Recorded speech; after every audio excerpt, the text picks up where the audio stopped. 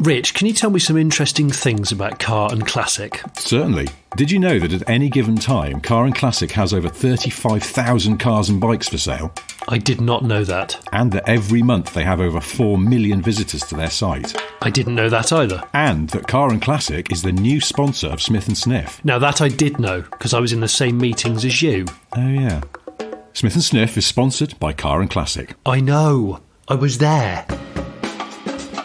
I'm Johnny Smith. I'm Richard Porter. And this is Smith & Sniff, a podcast in which two friends talk about cars and many other things. I need to talk to you about mulleted strakes. Yes. There is a car element to this. Bear with me. Mm-hmm. You remember the band King, don't you? Yes, I think they Love were and Pride. We were talking about this the other week. We were, and it is a great track. Okay, quite energetic keyboard in it. Incredible, because all I remember is that he was on Top of the Pops at some point, and I swear he sort of made a motion like he was wanking off the mic stand, and that just always sort of stayed with me. And then after you'd mentioned it, I had to spend 5 minutes on YouTube trying to find the clip to prove I wasn't imagining it, and I'm not. It's there. I'll put the link in the show notes, but there's an appearance on Top of the Pops where he does a naughty gesture with the mic stand, and I'm amazed they left it in. So also, it's brilliantly, a mic stand stroker.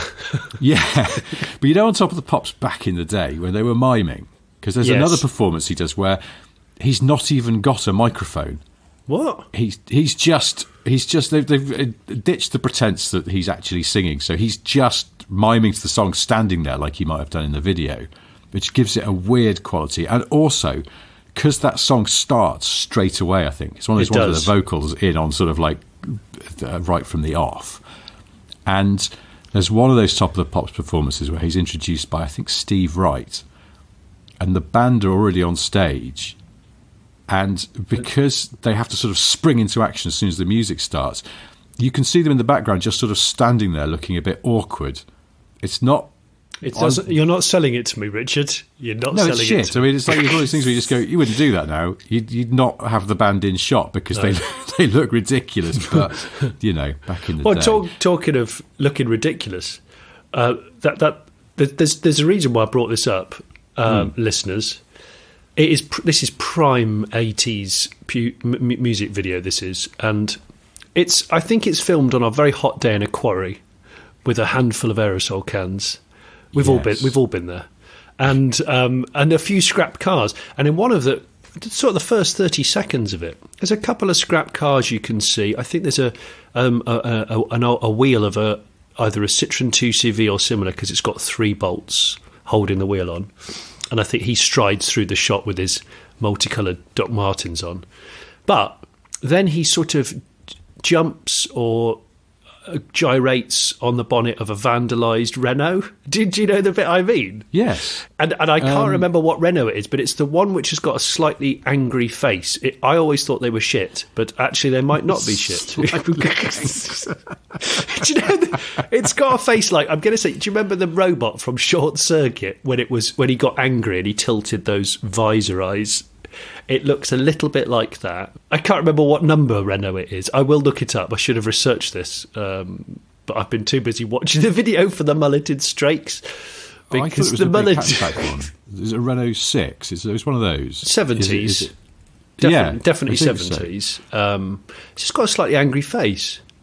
I just remember them being rubbish when I was a kid, but then again, they were 10 years old, and so a 10-year-old Renault back then was probably hanging, and I might be doing it a disservice. Just a bag of rust with an engine in the middle.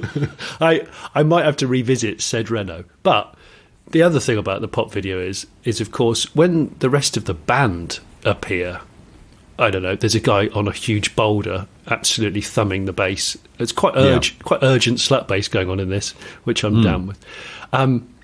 The mullets are, and you forget there's 3 quite key elements to a peak 80s mullet, right? You've got the spiky front and top, okay, which is a given. Yeah, sort of hedgehog. Spiky front though, is it not? If you're going full 80s muletta, do you not have a sort of almost like an overhangy, fringy bit? Oh, do you? I think you might. Well, you can. I mean, if you want to go full ridiculous, but yeah, spiky top. So this is spiky top. So hedgehog top, and then of course at the back end you've got the mane or the sort of just like unravelled carpet covering the neck, which is like a ski ramp, a sort of follicle ski ramp that goes down the back, and then it's the sides that really got me. You remember people used to really hair gel the strakes. They look like Testarossa door pods.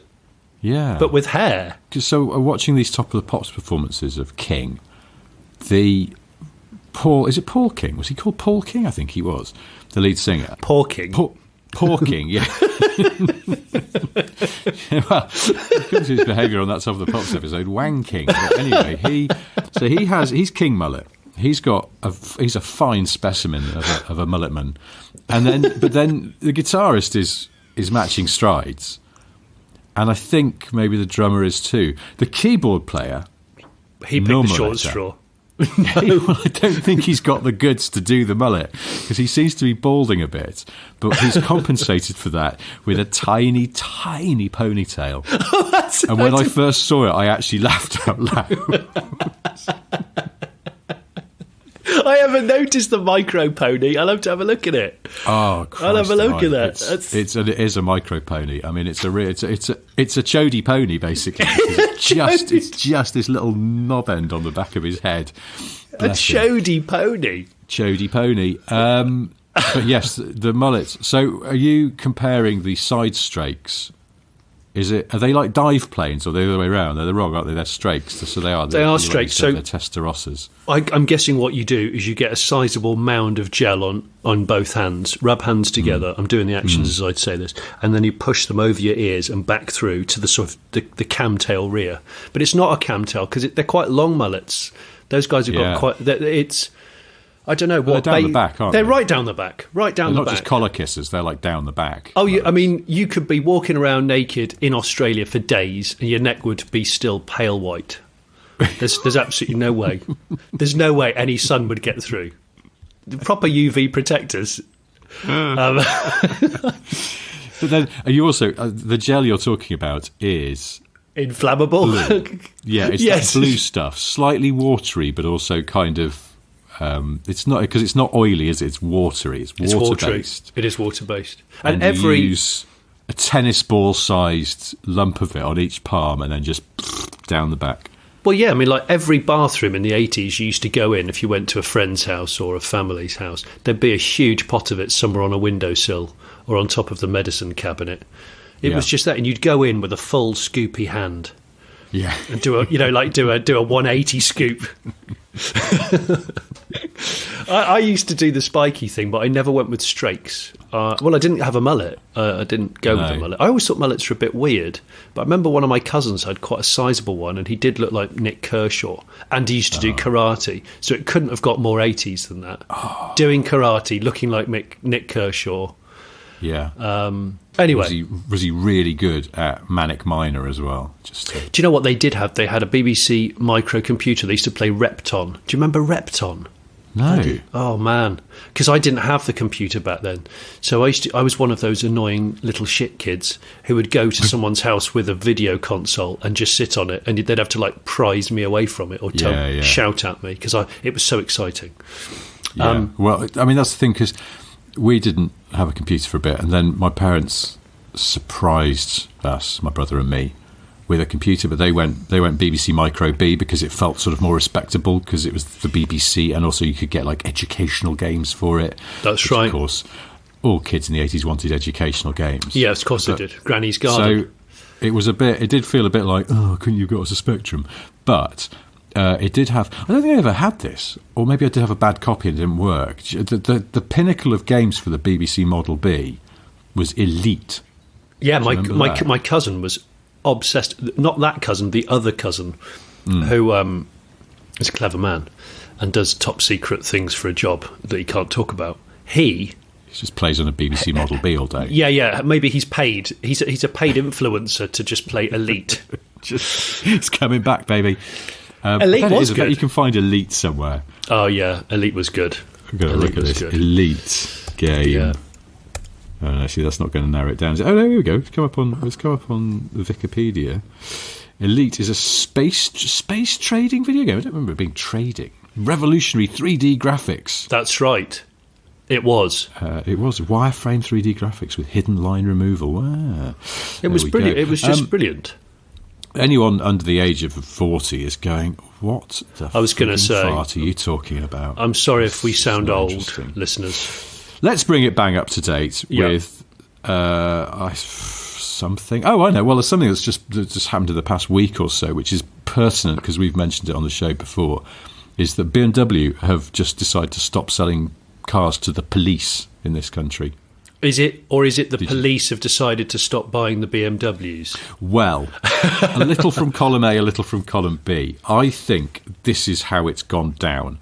The police have backed away, or many police forces have backed away from buying BMWs because of this well-known engine problem, which affects the N47 engine, which is the straight six diesel, and it's specific to the police because it's when a car has been left idling for a long time, as the police have to do when they need the lights and stuff to keep running while they're attending an incident, and then they get called on another incident and they absolutely gun it, redlining it.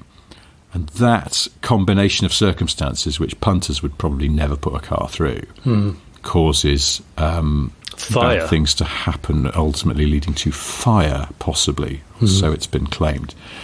So I think some police force anyway have gone, we're good, cheers, we'll go to Volvos. And probably, so the business is declining, which means it's not worth BMW's time to go through all the compliance stuff and making sure their cars can be fitted with all the bits that the police need. But also in these supply restricted times, because of chip problems and such, they've probably gone, shall we sell some cars at full price to members of the public, or shall we sell them a massive discount with loads of modifications to the police who are just going to moan when they catch fire? No, we're all right, thanks. And they've bailed out. So yeah, they've just done a sort of an sudden stop. That's it. No more. Look, guys, this is it. We're not selling to you anymore. And they were like, no, let me stop you there, because we've just decided that we weren't going to buy any more BMWs. No, we won't supply them to you. No, I don't think you understand. We had a meeting yesterday and we're not going to sell you BMWs. It's full, isn't it? No, I'm breaking up with you. Well, you can't because I've already broken up with you. No, you didn't. Well, I did. I just said it. Well, I wasn't listening. It's just, there's a bit of that about it, because now I've got to find this again. I was reading it. There we go, Car Dealer magazine. The police put out a statement. Did they? Yeah. What that said, basically, they were proceeding in a westerly dangerous direction where they decided to stop buying BMWs. Well, BMW, so here's a bit he said, she said. Well, I want my tapes back. Yeah, exactly. BMW said to Car Dealer magazine, with high demand for our cars continuing to outstrip supply, we'll be prioritising sales to our retail and corporate customers in the future and moving away from some areas of our authorities and specialist business. They're all sold through BMW Park Lane, their sort of flagship showroom in London. Really? Bizarrely. So the specialist vehicle sales department there has just been shut down immediately. There's a quote here, which is a bit odd. It says, BMW's international and specialist sales division based at its Park Lane dealership closed this week. A team of around 20 people arrived at work to be told the department was shutting down. BMW Park Lane is consulting impacted staff. Impacted maybe you should have consulted them before you told them that you shut the department. That is a bit weird. That's like, I've changed the locks. Yeah, because I just came home to try and get in. Because you're out of a job. So it's the N57 engine, beg your pardon. I was going to correct you, Richard, but you were in a flow. You're in a great flow. Sweet flow. Because isn't N47 the 4-cylinder and N57 the 6? Anyway, it doesn't matter. It's the bigger one. It's the fiery one. The fiery one. All you need. The way to tell them apart is if one of them is on fire, that's the N57. If you go and view one, if you say, I'm calling about the ex-police BMW for sale, you go, yeah, and you get there and it's just starting to catch fire. You just casually keep walking around it and go, yeah, so quite new tyres on the front. Yeah. Well, this is the thing. So, and it's in this article, but I've seen this a while ago, that you'll see at those ex-police auctions a whole swathe of 5 Series, and they've all had the engines disabled. I think they punch a hole through the block. What? Yeah. Really? So that you can't drive them, fit a new. Well, yes, you can roll it down a hill, but best of luck. I'm going to try and find one now. This is probably great. Should have looked this up before, but they This is prime territory for fitting M-Spalt competition engines into ex-police cars. In fact, Wow. it could be a one-make series. Engine-swapped ex-police cars. I'm anyway, loving so it. yeah, the BMW officially said, Screw you guys, I'm going home. yeah, and taking all my stuff. Yeah. The National Police Chiefs Council lead on police driving. God, even their job titles sound like they're That's being too- said by police. that's too long. The police talk in a funny way, don't they? Deputy Chief Constable Terry Woods said, a national position has already been adopted regarding the end of life of the affected BMWs. Vehicles that have been assessed as at risk and unsuitable for police use have been removed from service and their engines made unusable prior to disposal. Oh, Any remaining usable BMWs with the engine type identified are subject to rigorous monitoring. What? You do not have to say anything, but anything you do say may be written down and may be used. What is that? I can't remember how the Miranda rights go now, but it's not that, is it? Anything you anyway. say. But all I'm thinking, my cogs are whirring in my head now, thinking how cheap are they going to be? Basically, engineless police car that could have something a little bit spalty put in it. That could be really exciting. But then, I mean, do you? That's faff, isn't it? I'm not going to, Rich. I'm not going to. I feel like you've got enough project work on your plate, but I have. fair play. I mean, I have got a lot of project work on, but the problem is then I go and browse idly on car and classic auctions. ooh. Seamless. And I slipped over because your link was so smooth. Well, It's exactly. like hair gel on the floor. exactly, yeah. You fell over because did you have really thin soled 80s slip-ons on with a little cheeky tassel on the back? Tassel, and you just were a on bit a of polished tassel. floor, marble Yeah. floor. Yeah. Like the sole is, they're like slippers basically. The They sole are. is very flexible. And you had your cleaner in at 4 a.m, and she carefully siliconed the whole marble floor so that when you ran out of your bedroom late for work, you went down and instantly broke your face. Oh my God! Remember when we did the last live show and someone very kindly gave us those packs of socks with work written on them? yeah, I got him. Yeah. Well, I mean, so Work socks. I was out of normal socks, and I went, wait a minute, I got that pack of work socks that someone gave us at the live show. Popped a pair of those on, perfectly good socks, but they're no good on a wooden floor, particularly one that may have been mopped or polished or whatever. Did you fall over? Such as our landing between. There's like the way our house is. There's there's the normal landing. There's a few little steps down to a sort of mini interim landing before the stairs go back the other way down to the ground floor, and it's wood.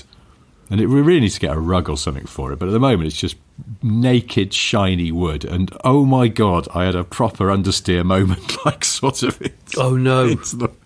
It's the skirting board. Did you Could have clang been your worse. bones? Did you do a bone I didn't. clanger? I had a little clatter. It wasn't terrible, but it could have, Anyway, sorry. Yes, I've spoilt your smooth link. Well, you have.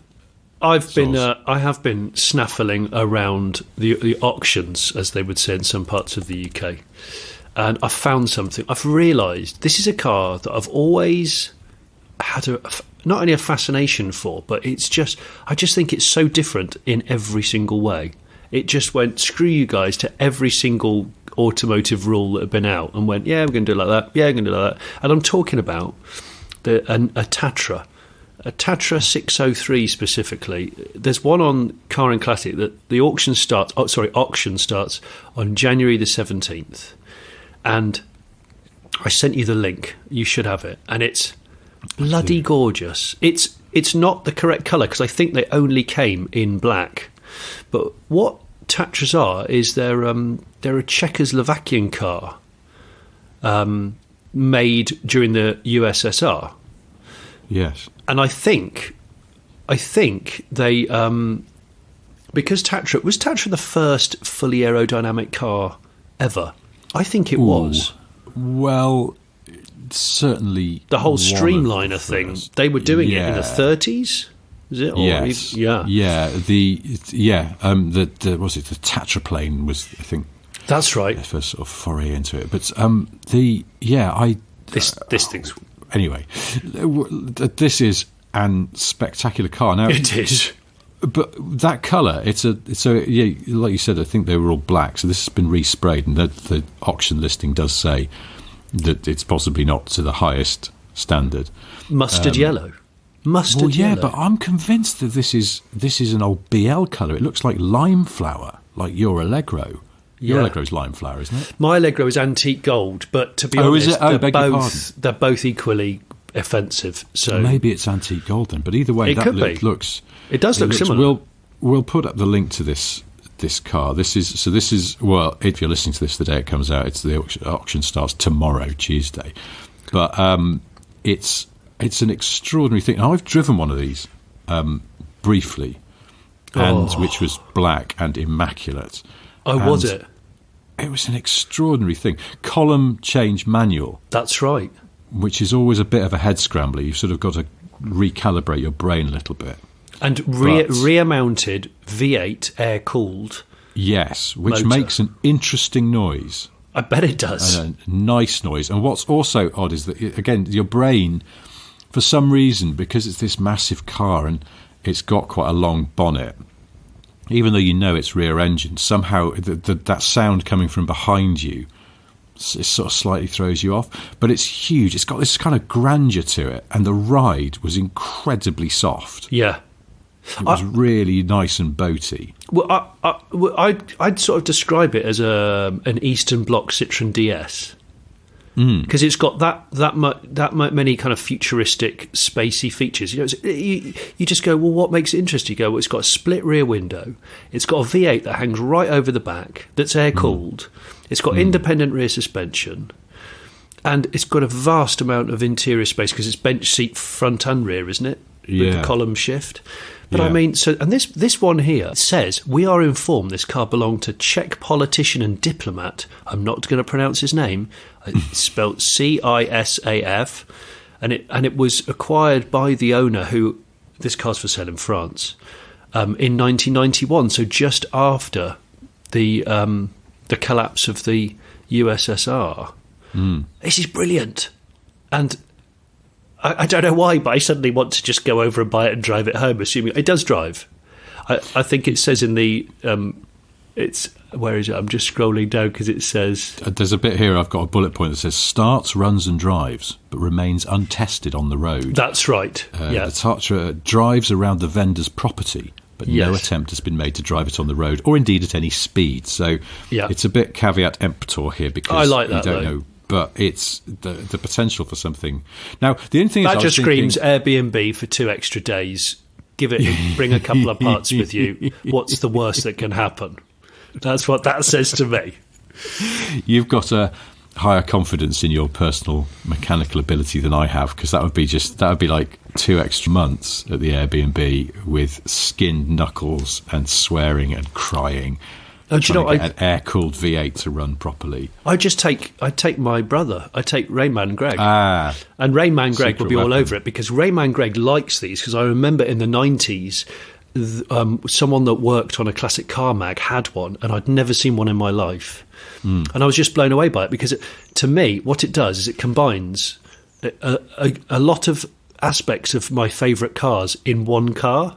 So it could actually be the perfect classic car for me. So you go, do you like V8s? Oh, yes, I do. I really like V8s. Do you like air-cooled cars like 911s and Beetles? I do, actually. I really like them. Okay, so this is V8 and air-cooled. Oh, cool. Oh, and by the way, you know you like Beetles and 911s because the engine's at the back. This has the engine at the back. Oh, cool. Do you like Luxo barges? Yeah, I do like Luxo barges. Well, good. This has got a quilty ride, loads of legroom. Yeah. Excellent. You know, hey, John, you know how you like American cars, you know, sort of 50s, 60s one with a big bench seat in the front? It's got one of those as well. Yeah. It's all there. And do you like it when you put at 50 miles an hour, you put it onto full lock and it still just casually keeps driving forwards? You go, oh, yeah, I do like that. So it's just like a 1950s car then. Total pillowy understeer. I don't know why I've got such a strong desire for it. Because it's great, and because why shouldn't you? There's something else I like about them, which it's a minor thing, but it's because they've got quite a long wheelbase, and so the back door doesn't have a wheel arch cut out in it. It doesn't need it. No, the back door is just a big rectangle, and I always think cars like that, you just go, ooh, That's sort of unusual, and I bet it makes it very easy to get in and out in an elegant manner if you're being chauffeured, which I guess, Soviet politicians would have been. I'm glad you brought that up, the elegance, because I have this vision. This car is the perfect 80s music video car. Oh, yes. I can imagine, as I was getting the microphone and stuff prepped to talk to you today, off of the podcast and all that, I thought, what would be the perfect scene for me? It would be an 80s music video of, I don't know if you remember it, a track by The Passions called I'm in Love with a German Film Star, which I very much like. It doesn't sound 80s. It's quite hard to date, that song, and I'll put a link to it in the show notes because I think it's a cool tune. Imagine a monochrome music video, that song playing, and me with more hair, looking quite suave, sort of. I'm thinking long black trench coat and a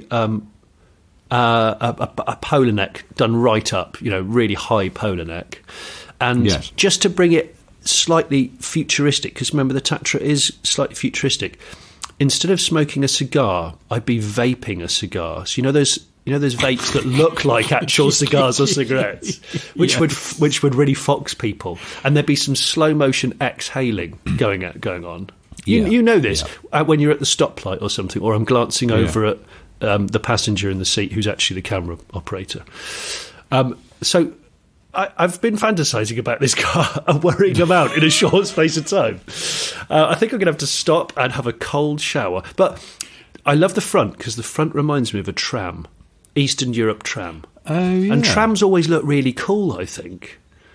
So it reminds me of, it's got a trammy front end, and at the back, Cosair cooled and rear-engined, huge gills in the rear wings, which almost looks sort of like the kind of thing you'd see on a 50s Ferrari.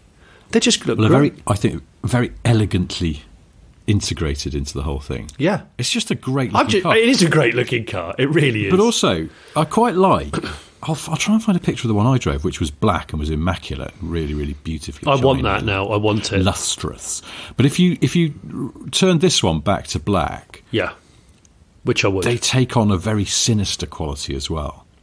Well, they do. Apparently, people back in the days of these running around behind the Iron Curtain in Czechoslovakia, people would shit themselves if they saw one coming because they were used by the secret police. They're sort of like the Crown Vics of their time, because it's like if you see a Crown Vic in the US, you pretty much know it's the police. Yeah, we would have done when they were current. Yeah, so they weren't very good as undercover cars, even though they were used as them. No, because everyone would go, well, there's a Crown Vic parked outside my house. That'll be the police then. And I think it's the same with these. See one coming and go, oh no, it's the undercover police in that kind of car only they have. I was just about to say that. And also, oh no, possibly they're corrupt. So I can't win either way. Yeah. But in a deep black, just burbling down your street, burbling down a cobbled road. It would be cobbled in downtown Prague at low speed, cold, early morning, very early. It's just pre-dawn. Yeah, the yellow of the tram-like front end, the yellow of the headlights, and then of course an enormous cigar spec vape coming out of a slightly open quarter light. And then as I open the door and you see one foot step out, you can hear "I'm in love with a German film star." I think this car's going to go for big money. Well, big-ish money, because I looked this up out of interest, and there's another Tatra 603 on Car and Classic, not an auction, it's just for sale. Okay. It's actually in Slovakia. Is it? And it's a 1962, so it's an earlier one. Because the one in the auction is a 74, which is almost the end of production. Yeah. But they didn't. I don't think they changed that much. No. In their long life. So the one in Slovakia that is tattier than the one in the auction. I mean, it's visibly got some rottiness. There's a bit of frilliness around the arches and stuff, and the paint is all flat and a bit manky. Yeah. And it's up for £17,000. Is it really? Yeah. Gosh, I remember when they weren't that much money. Well, my joke is about any bloody classic car, but... There is also a 1949 Tatra plane, the original sort of aero look one. Really? Yeah, for sale. Also on Car and Classic. It's in America. And it looks immaculate. Really nice. Silver. It's up for £100,000. Get in the sea. Wow. I'm already there. I'm splashing myself with so I don't pass out. I was really shocked, but that's, I guess, where things are. So, do you know what? Yeah. The other thing, we were talking about the fact that it combines lots of my favourite elements of cars in one car. I realised it not only was it a V8, but it was a Hemi. Oh, really? I think it had a Hemi head. So it's a small V8, 2.5 litre, tiny V8, really.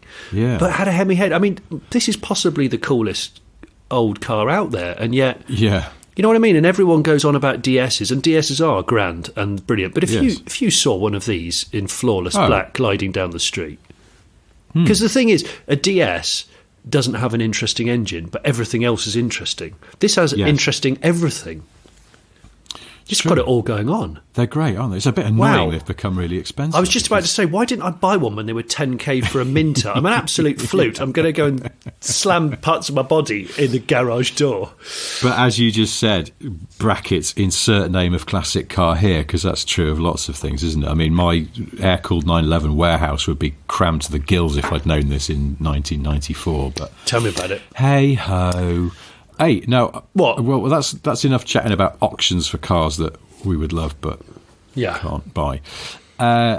We didn't talk, or I was going to talk about the scramble last week that we both went to. Oh yeah, a week last Sunday. I'm glad you were going to talk about Scramble, because I was going to talk about the Bicester Scramble event as well that I went to with you. Well, I saw you over there and all that. I think we saw each other for all of about 5 minutes. It was at the 5 very minutes end when we were both trying to leave, because it was first of all, we rendezvoused. You came over and said hi, and I wanted to say just thanks for all the nice things that people were saying to me, and I think you had the same experience. It was lovely. Sort of coming over and saying thanks for the podcast, thanks for the Late Break Show, and all of that. But also, I wanted to apologise to anyone that I shook hands with, because I've got this ongoing thumb injury on my right hand, and I've realised it's given me quite a weak handshake, and and it distresses me. But it's not enough that I should sort of mention it. It's a bit. Mentioning a handshake while doing one sort of spoils the moment. A handshake should be something that happens effectively in the background to the conversation. It's almost like it's just automatic. So I love that you're apologising for a weak sorry handshake. For my handshake there, bit shit. But yeah, I've got it's getting better, but I don't know what I've done to my thumb. Anyway. I like the fact that we were both very busy, and again, thanks to everybody that came up and said, love listening to the podcast, it cheers me up, or you guys are idiots, but I listen anyway, and everything in between. But we did rendezvous for all of 5 minutes outside what appeared to be the brightest coloured interior of an old Lotus ever. Yes. And I'm still thinking about that car, because I managed to get a couple of pictures of it. Was it an Elite? It was a Lotus Elite, wasn't it? Yes, yeah. The sort of shooting brakey one. The shooting brakey one. I have to say, because my brother properly, frowned and walked away, because he just can't stand cars like that. He just thinks that, in his words, just old toilet. I was going to say there were many highlights of the scramble for me, but one of them was actually meeting your brother for the first time. Yeah, I didn't realise you hadn't met him before. I feel like I know him, and yet we'd never met before, and he didn't disappoint, because he was grumbling about how shit that Lotus was, and then he was talking about how people in Somerset can't pronounce car names properly. Oh yes, he did say that we've never mentioned this on the podcast, even though he doesn't listen to the podcast because he can't be bothered. But, no, fair enough. And that's one of the reasons why I love you, Greg. But yeah, he did. He found it quite funny. But yeah, the Lotus, so an Elite black with the old gold JPS style stripes, pinstripes. But inside, we'll put a picture of this up. But how bright are we going to say the yellow was? It was violently bright. I mean, what, sunflower or brighter? Brighter. Brighter than sunflower. Like a kid's TV presenter's dungarees in the 80s.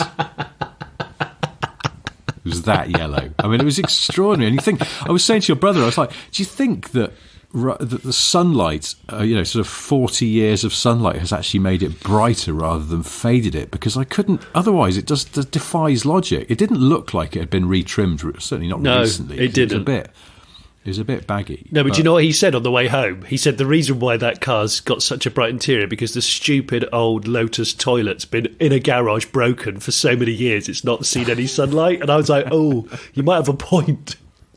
We didn't see it run, did we? Because it was weird. We were just chatting, and it was all winding up at the end of the scramble. Because it only, for people who don't know, the scrambles is just this big kind of general car meet at the Bicester Heritage Place in the Midlands, and it's fantastic because you just go around a corner. It's on an old airbase, so it's lots of old wartime brick buildings, which gives it this fabulous atmosphere. But it also means it's a bit higgledy-piggledy, so you can't see the whole site at once. No. So there's a lot of going round corners and going, oh, bloody hell, because you just walked into some car you didn't expect to see there, and that might be like an SL63 from the 90s, but then equally it might be a sort of a hot rod or a Lotus Elite. Or I think it was like an 83 or something. It was a Y-Reg, wasn't it? So it was quite a late one. I thought that was really... because that would have looked old in 83, wouldn't it? Yeah. Yeah, it would. That's about the time that we had King with mullets and Ferrari straight hair, is it not? Yeah. And I couldn't imagine him getting into that. It would have been very 70s, wouldn't it? It would have dated, whereas he'd have got into an all-white Golf Cabrio. Oh, gosh, he absolutely would, wouldn't he? That Elite also, because as we were chatting, it was, I don't know who, someone selling it or something, but that lady came out with that magic device that just lifts up cars and moves them around. Oh, it's amazing. What's it called again? My brother went, damn. He was quite the connoisseur of them, your brother, because he went, I've not seen that model before, and I don't know what they are, but people, I presume, have seen them. It sort of has two trays that go underneath the driving wheels. Yeah, like a pallet truck. A more sympathetic pallet truck that's got an electric motor on it, and you put it under the car. And you just taxi the car around. It's very cool. And they dragged it away, didn't they? They casually dragged it away. But it was almost like a sort of very slow shit magic trick because she just came out of those big doors that it was parked in front of, hooked the thing underneath it, and then she just pulled it back inside a building and it disappeared. Yeah. And then it was incinerated and nobody saw it again. Yeah, that was it. They just smashed it with hammers. We missed it, actually. It was the annual Bicester Heritage Lotus cremation ceremony where they take a historic Lotus that not a great deal of people care about, but some do. And then they... Actually, no, I don't know if it's me getting a little older, but I am down with the marina door-handled, edgy... Lotuses. I do. I just got a thing of getting a bit of a thing for them. I like looking at them and I sort of think to myself, do I really want one or do I just think I do because what the heck? I'm just looking on Car and Classic and to see if that very car was for sale. It's not as far as I can see, but there is one here, Elite 503 74, so it's an early one, restoration project, and the picture even has it with one headlight up and one down in the classic... malfunctioning British sports car. No, it's winking at the potential new owner. It's going, hello. It's like a lady in a bar and she's going, listen, come and talk to me, buy me a few drinks, let's see what happens. That's what that is. P.S. I'm a liability. Yeah, absolute chaos everywhere I go. I do like the look of these, and now I'm just brazing them. But this is the problem. Thing is, you've been sucked in. The wheels on these ones as well, they're fabulous. Best wheels. They're my favourite wheels. I'm in a little car nerd chat group on WhatsApp with some mates, and this car, or the Elite and the Eclat, the Eclat sister car that became the XL, they're the sort of poster cars for this group because every time one comes up for sale, someone will put a link. Should we buy this one? Should we go club in together and buy this one? To the extent that two of the blokes in the group, there's only four of us in this group, two of them went to look at one. Yeah, well, there's only four people in Britain who were that keen on Elite. I don't know, but they went to look at one. They were seriously thinking they might buy it, and it turned out to be much shitter in person than it looked in the pictures. See, you know about my Lotus wheel fetish of this era. I think they had some of the best portfolio of alloy wheels of Loys out there. But I do have a bit of... I've got a set of Eclats that, as you know, I've said in a previous cast or video, I had them restored, and all five of them, there's five actually, not even four, And I've had them now. I look back through the photos to see when I bought them. I got them in 2009, and I've had them, and I've never fitted them to a car. They're sat there, restored, waiting to go on nothing. Absolutely. Could you nothing. not hang them on the wall as some kind of like art installation? I should do. Quite cool. Because they are a 4 or glorious. I should put them on. Maybe I should buy a Lotus to put them on. But then again, maybe the rest of the Lotus would be disappointing. I don't know. But an Eclat is on the radar for sure. Yeah. It's on the radar, mate. It's on the radar. Well, anyway, the scramble was tremendous. Really, really nice day. But mostly just sort of seeing people as well, you know, people you haven't seen for a while in the car world. Yeah. I could have been there all day, but it sort of starts at 9 and it's all done by 2, supposedly, isn't it? So it's almost a little bit American spec in that it starts early and finishes early. Yeah, I know. I was in the US years ago, and a mate of mine, his car person, said, there's a Cars and Coffee happening this Saturday. Do you want to come along? But it was somewhere a bit outside of Los Angeles where we were. And I was like, yeah, that sounds great. And he went, yeah, okay, it starts at 6. And I was like, for fuck's sake. Yeah, at a weekend. Like, can I come down later? And he went, oh, no, it'll be all done by. And it was like, all done by 9. He just went, what is wrong with you people? That's exactly what I thought. I think they should go even more extreme. So the car show starts at 4 a.m. and it's all finished by 5:30. So basically, all normal people in the area will never know that it happened. Yeah. It's like if you want to see that immaculately restored Roadrunner, get up at 3:30, dickhead. It's just, I mean, maybe it's an LA thing, particularly because of the traffic. They're just like, beat the traffic or sunlight. Don't want your car to overheat. Is it the heat thing? So Yes, the heat. Might be a heat thing as well. Yes, fair point. But then in the winter, I don't know. I reckon it's a secret gathering of guys who have classic cars and absolutely refuse to fit aftermarket radiators or electric fans. Yes. So they have to drive non-stop and shut the car off and coast into the car park at 4 a.m. And then go, right, great, I'm not stressed out at all, but let's go and have a strong coffee. And the original motor? Okay, gotta go. And that's it, yeah. And everyone chats and pats one another on the back for about 20 minutes.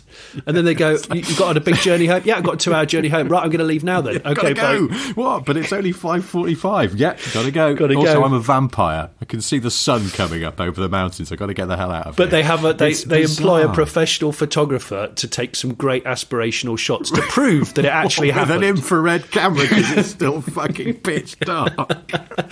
It's it's Cars and Coffee night vision. It's absolutely brilliant. Yeah, that's what I want.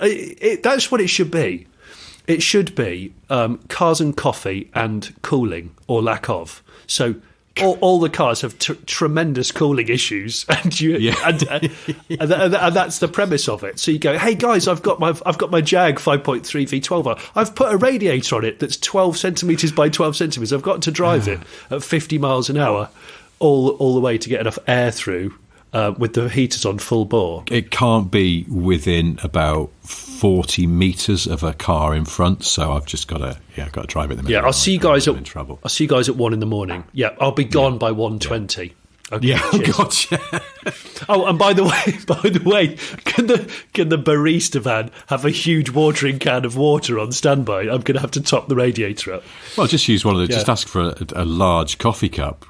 Oh yeah, as I was reminded in my recent trip to America, and of course it's not called a large, is it? It'll be called an essential or something stupid like that. But a large American coffee is in fact a bucket. Is it that large? Oh my god! Well, so you just be slashing all day. Well, it's impractical. You can't drink that much coffee that quickly, so of course it goes cold. You end up like having to, either ditch it or stick it in a microwave. But.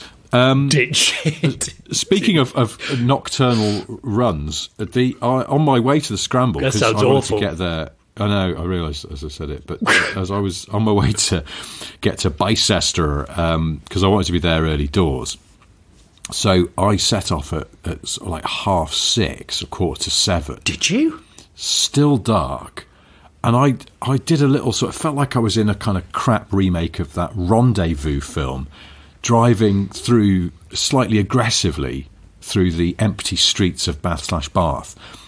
But unfortunately, I was in the press car that I had last week, which was a Toyota Aygo X or Aygo Cross. Oh, whatever. yeah. I think you're supposed to call it Aygo Cross. I think you probably are. Which is a funny little car because they've obviously gone for this faux SUV sort of look. So which I think is quite smart of them, because that's the kind of car that people are buying. And they've gone, look, most people are giving up on small cars for various reasons. One of them, being there's no money in it, particularly when you've got to meet upcoming emissions laws. But Toyota have kind of gone, no, we're going to give it another crack. But if we make it look like a kind of crossover thing, we can charge a bit more money for it. And so they have. But the staggering thing is, this is the top spec that I've borrowed, and it's got 18-inch wheels on it. Hey, on an Igo? Yeah. That's enormous. And it's like it's a super mini sized car, so it's like the smallest car pretty much you can buy, though it's not as small as it used to be. But yeah, even the base model has got 17s on it, and the two upper spec ones have got 18s on them. It's nuts. So I parked it next to my Panda, and it looks like a monster truck next to the Panda. Remember the Panda 100 horsepower came out? Yeah. It's got quite big wheels on it, but it hasn't anymore, because this is where the game's moved to now. It's faux SUVs with 18-inch alloys on them. And the thing is, it kind of bums the ride a little bit.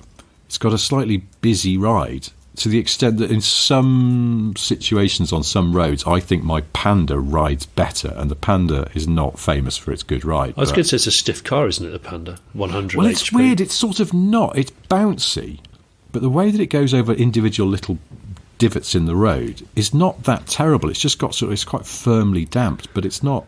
I mean, the thing about that Panda is it's not as bad as I remember it, and I don't know whether it's just like over time everything's loosened up a bit. I'm not sure, but yeah, the Igo's got a bit of a. The ride is bad in a different way to the Panda, but it is not a great ride in some circumstances. I love the Igo. The original Igo. I haven't driven this X one. I think they've been quite smart. That they've made it try and look a bit like a 4x4, and it's got a much posher interior. Hang on, are we going back to Rover Streetwise territory with this stuff? Well, we are, aren't we? Once again, that car was proved to be way ahead of its time. But yeah, it's very Rover Streetwisey in what it's trying to do. It's got a very good sort of Adrian Newey kind of stance to it, because it's kind of a bit bum up in the air, nose down. It's just the way they've sort of styled the sills and things. I mean, I do like the way it looks. Tell you what, though, the styling kind of it's got quite a claustrophobic interior, particularly in the back.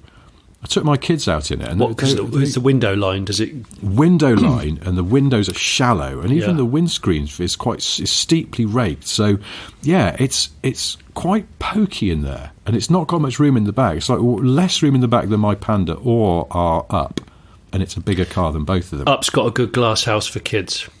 It's got a great glass house for kids. Great. So you turned up in the Igo X. I turned up in the Volkswagen ID Buzz, which I like and drive finished one. Are you video reviewing that for the Late Break Show?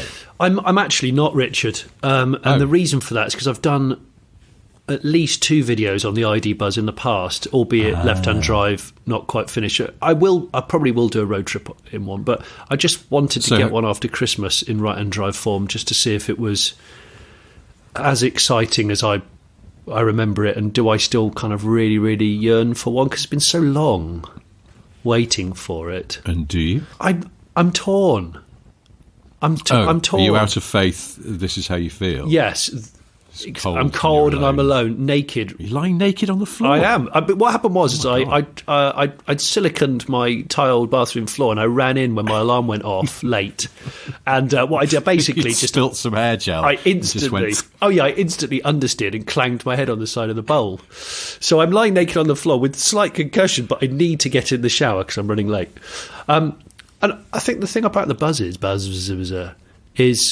there's certain specs of it that you can't get yet, and that irritates me. You think a car that's come to market so late, we've waited so long, 20 years if you count all the combi concepts, and I just want to order it in a certain way that they won't let me yet. That irritates me. VW are doing this generally, aren't they? Because I went to look at the price of the ID3 the other day, and it was way more than I expected, and it's because there's only one model of ID3 at the moment. Yeah, they just deleted everything else. Yeah. Oh, and they deleted. Do you see last week? They've said, right, that's it. You can't order the Up GTI anymore. What? Yeah, I did not know this. Yeah, well, I wasn't sure whether you could order one. I was going to check because I was wondering because I was thinking about this with the Igo Cross. I was like, is this the only way that small cars are going to be now? They're sort of going to try and pretend to be SUVs. Yeah, and there's no more sporty small cars. There's no Panda 100 horsepower type stuff except the Up GTI, and they just last week said, sorry, other Ups you can still order, but Up GTI is from stock only, in the UK at least. So, and we, both of us, hovered over buying one of those, didn't we? Oh my God.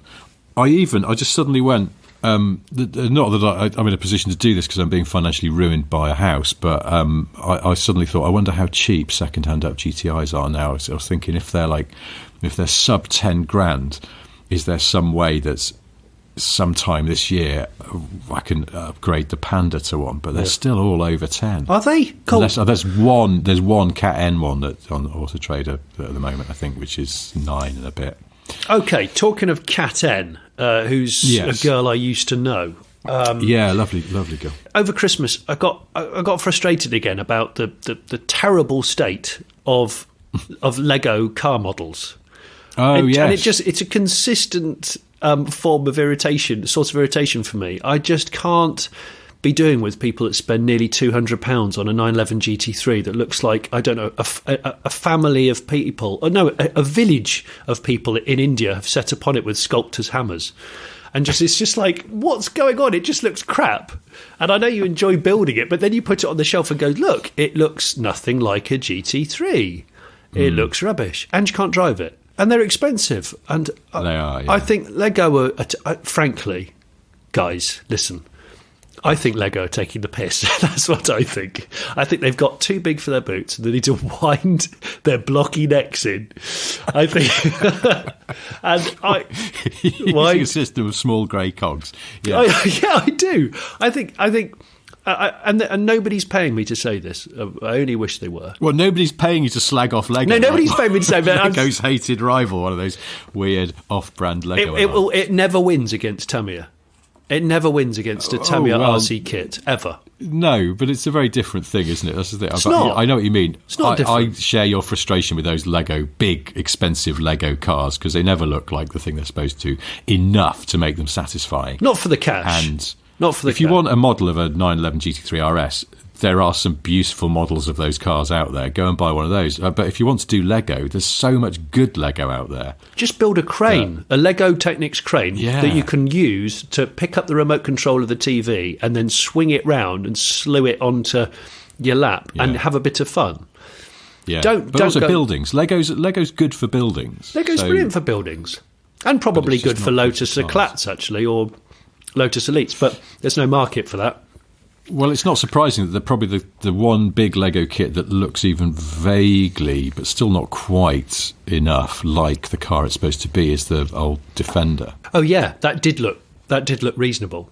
But also they make specifically shaped pieces of Lego in order to try and make it look like the car. And it's like, guys, this is too contrived. Just do what you're good at. And let Tamiya do the, like, hey, you want to build something, get the satisfaction. Okay. Build the car. Not only that, you'll learn about suspension and you'll learn about steering. And when it's finished, instead of putting it on a shelf and looking at it in a slightly disappointed way, you can drive it. And then if you crash it or you want to modify it, you can. And so it's the gift that keeps on giving. And that's what I mean. Tamiya are not paying me to say this, but it's just and for the same kind of money, it's just a far superior ting in my and ting. And that seamlessly goes on to the fact that I think we're in danger of losing the hula skirt rear mud flap on coaches and lorries around the world. Are we? I think so. I only see them now in places like India. When was the last time you saw a hula skirt rear flap on a coach in Britain? Do you know what I'm talking about, or am I talking absolute bobbins? No, I know. I'm trying to think. I suppose what superseded them then? Just those ones that look like doormats that just hang. I think the ones that look like doormats with the hairs on them. Yeah, and they've just spray ones. Yeah, and they've got the name of the company or the website of the company, or sometimes the silhouette of a naked lady, but less so now. And less so. And but the full width hula skirt, brushy flap I think is in grave danger of extinction, if not already. It's the sort of pangolin of the automotive accessory, perhaps. It's still just about there, but you don't see it very often.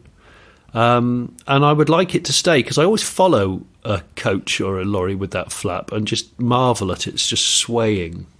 But also how much drag do long flaps create on lorries? And also we have to throw in Defenders, because that's a good point. Classic Defender mud flaps, I mean, they couldn't create more drag. You might as well have 2 king-size duvets hanging out of each door. Well, on yes, a boom. but I suppose I feel like it's a drop in the ocean, though, isn't it, aero-wise? It's not like you're putting it on a Calibra. I mean, they're sort of so un-aero anyway. You might as well staple a duvet to the back and have it flapping behind like a cape for all that it'll do to alter the Defender cape properties of those things.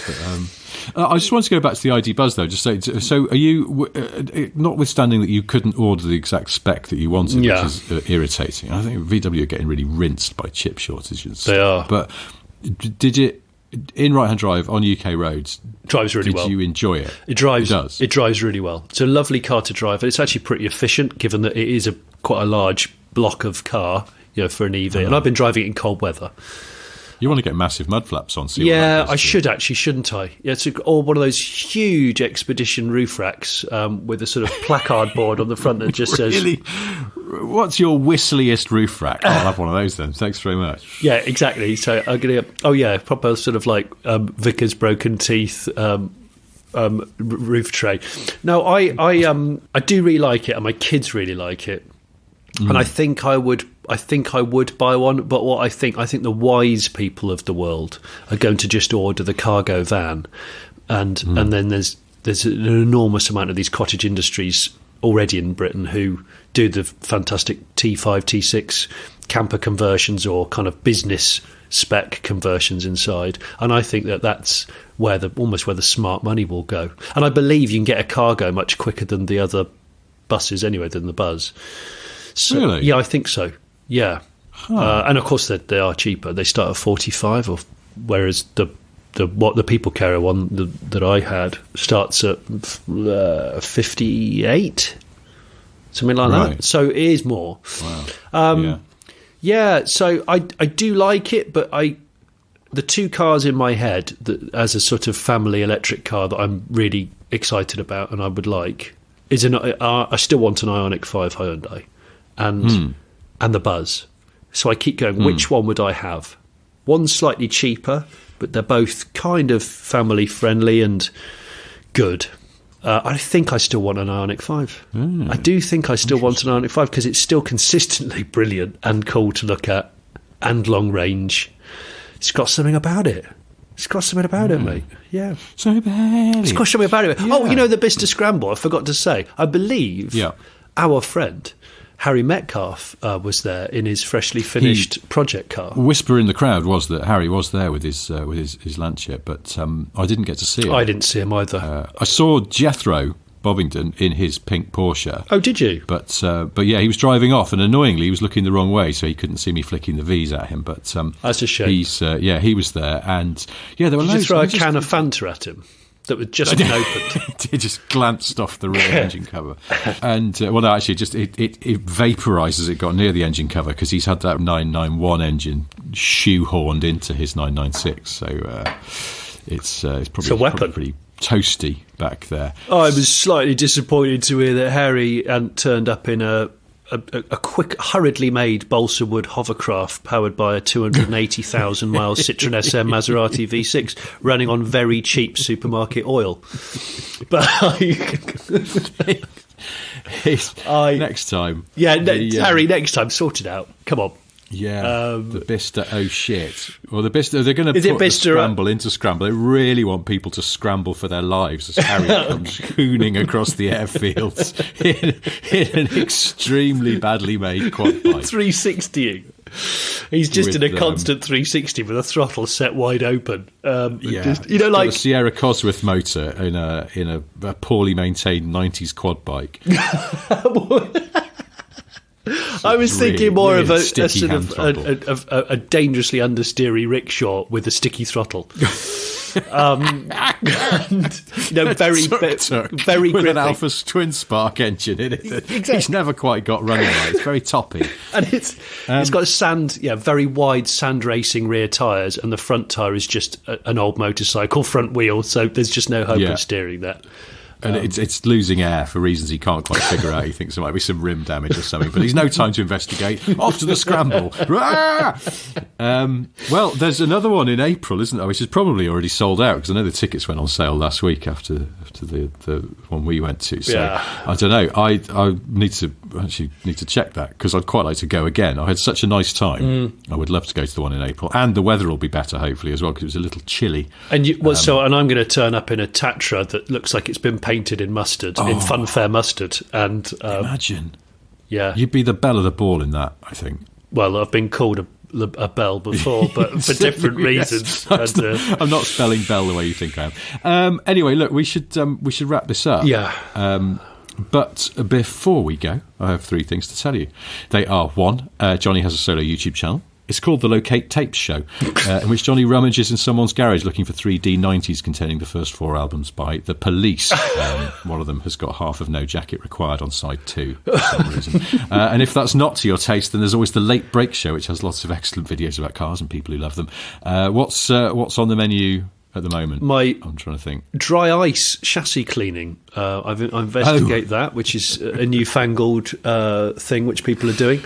In which Johnny uses a 80s music video to clean his chassis. Yes, exactly. It's Top of the Pops too, but underneath an old car. Bonnie Tyler's Total Eclipse of the Heart video is used to get some shit off a chassis. That's exactly. And fabulous. And if you haven't seen that already, there's a nice car cave of a man in Ireland who is obsessed with Novas and other Opals. Yeah. So he's a nice chap. And there's some cool stuff coming involving Subarus, and I can't tell you too much, but I drove a classic Impreza the other day, a really leery one, and gosh, it was fun to be back in the seat, as the drivers say.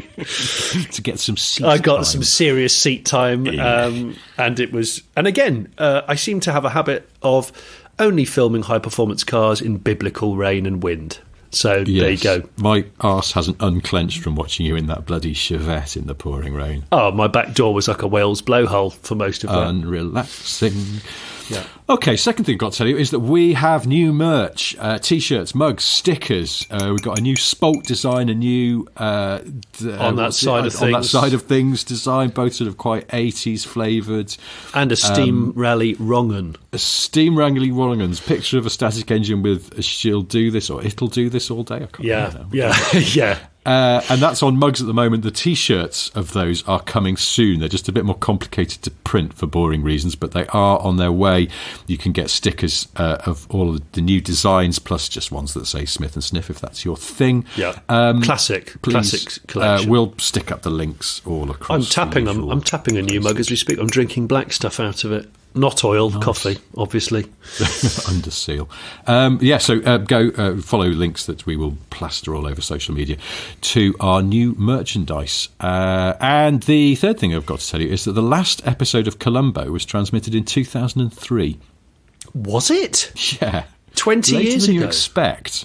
Yeah, but I thought Columbo would have wrapped up in the early 80s, but no. 2003. It kept on going. The same guy, Peter Peter Falk. A sort of... Yeah, they went to the kind of model the Grand Tour is following, where no series, but just sort of one-off specials every so often. And the last one of those was 2003. When Peter Falk was, 104?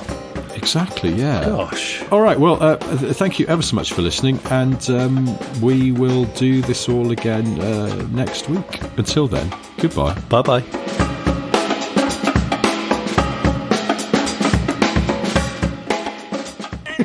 Screw you guys, I'm going home.